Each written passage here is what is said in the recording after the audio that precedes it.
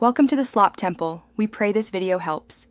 You begin by isolating the device so nothing overwrites missing entries. Turn on airplane mode, then re-enable Wi-Fi only. This preserves local data while allowing downloads.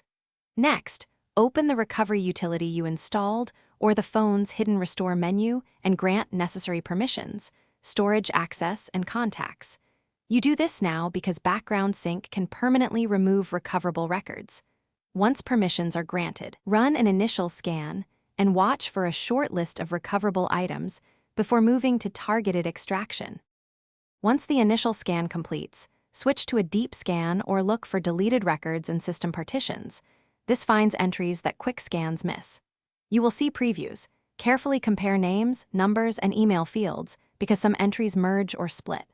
After you confirm accuracy, export the chosen contacts to a VCF or CSV file on local storage or directly to your PC via USB.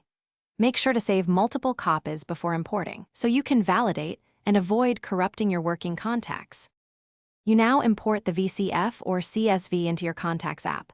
When prompted, choose Merge if you want to keep existing entries or Replace if the recovered set is complete. After import, scroll through recent entries to spot duplicates and fix merged fields. Names or phone types can swap.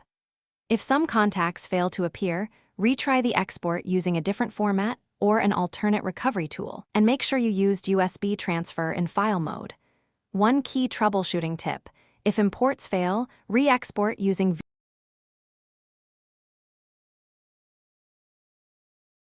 Thanks for watching. Consider subscribing if we helped you.